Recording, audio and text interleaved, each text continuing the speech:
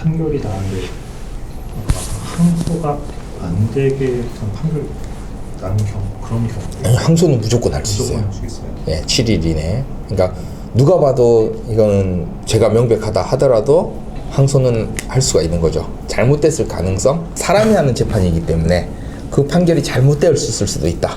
그렇다면 그걸 뒤집을 기회를 줘야 된다. 그래서 항소심을 만들어 놓은 거기 때문에 워낙 명백하다 하더라도 항소는 무조건 할 수 있는 거죠. 그래서 우리가 뭐 뉴스에서 보는 정말 극악무도한 살인자들 이런 경우에도 1심 판결에 대해서 항소는 할 수 있는 거죠.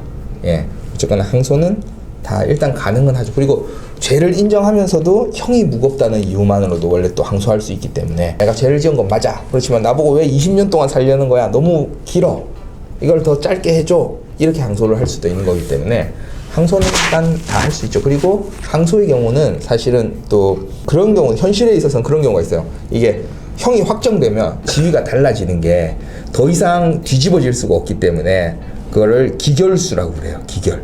그래서 그 사람은 이제 감옥에 가야 되는 거죠. 그리고 징역 5년을 받았다 그러면 5년 동안 감옥에 살 게 확정된 사람이잖아요. 그 사람은 교도소로 가야지 돼요. 근데 재판을 받고 있는 사람은 아직까지 형이 확정된 게 아니기 때문에 아직까지도 무죄로 풀려날 가능성이 남아있는 사람인 거죠. 그러니까 미결인 거죠. 결정이 안 난 사람. 그래서 그 사람들은 구치소에 있어요. 그리고 신분이 완전히 달라요.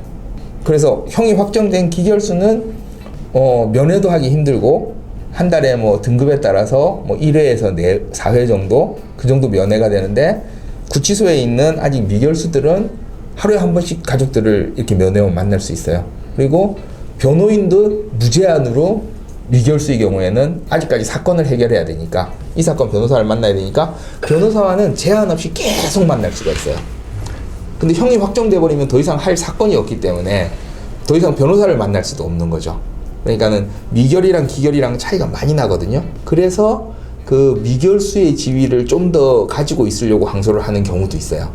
그러니까 항소해봐야 난 안 뒤집어져. 그렇지만 항소를 해놓으면은 아직까지 나는 구치소에서 미결수의 지위를 가질 수 있어 라는 의미에서.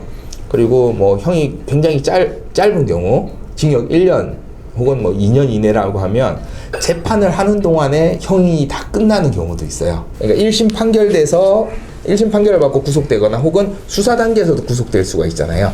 구속 상태에서도 재판을 받을 수 있으니까. 예를 들어서 작년 8월에 구속이 돼가지고 수사하다가 영장이 나와서 구속된 상태로 재판을 받았으면 이제 재판을 하는 사이에 이 기간이 다 차는 거예요. 재판하는 사이에 2년이 다 차버리면은 재판 끝나자마자 바로 나올 수도 있거든요. 그래서 그 기간을 좀 더 늘려가지고 기결수로 교도소를 안 가려고 항소나 상고를 하는 경우도 있기는 해요. 무제한으로 항소가 되는 거예요? 아니, 항소는 한 번. 한 번. 그러니까 네. 1심, 2심, 3심, 3심제이기 때문에 1심 재판이 끝나면 2심에 항소를 해서 재판을 한 번 더 받고 2심에서 끝나면 대법원에 상고를 할 수 있어서 불구속 사건의 경우에 한 1심에서부터 대법원까지가 1년 반에서 2년 정도? 그 정도가 된다고 보고 구속 사건은 좀 더 빨리 진행하기 때문에 한 1년 좀 넘는 기간? 1년 반 정도? 또 이런 것도 있잖아요. 음주운전을 하면 안 되는데 했어. 음주운전 굉장히 나쁜 사람인데 처음부터 실형이 잘 안 나고 집행유예가 나왔어요. 집행유예 기간이 2년인데 그 집행유예 기간 중에 또 죄를 범한 거예요. 뭐 또 음주를 했을 수도 있고요. 또는 음주 같으면 무면허일 가능성이 높고요. 무면허 운전을 하게 되면은 이게 판결이 빨리 끝나면은 이 집행유예가 취소가 돼버려요. 징역 1년에 집행유예 2년 이렇게 선고했으면은 원래 1년을 선고해야 되는데 그 집행을 유예한 거거든요. 2년 동안.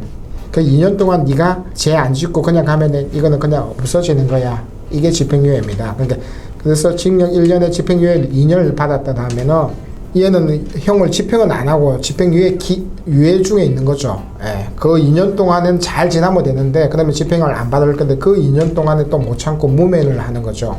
이 집행유예 기간 중에 이 무면허가 확정돼 버리면 이 집행유예가 취소가 돼 버리거든요. 그러면은 원래 받기로 한 1년이 살아나는 거잖아요. 그렇기 때문에 항소를 하는 경우도 있는 거죠.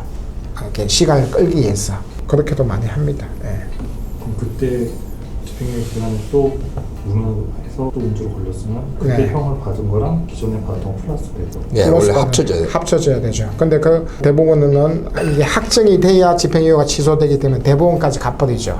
그러면은 대법원 집행유예 기간이 도가하기 때문에 다만 이 사람이 무무면허 받은 거는 집행유예 기간 중에 범했기 때문에 대법원 실행을 받게 돼요. 6개월이든 얼마든 받게 되는데 받더라도 재판을 계속하니까 이 집행유예는 어쨌든 앞에 거는 소멸하니까 6개월만 살고 나오면 되니까 그렇게 진행하는 겁니다. 그래서 집행유예 기간이라면 중요한 거는 죄를 범하면 안 됩니다. 범죄와 상관없이 기본적으로 집행유예 기간 중에 죄를 범했기 때문에 법원에서도 아주 나쁘게 보기 때문에 무조건 실행이 나옵니다. 그래서 조심하시라고. 네. 조심하는 게 좋습니다.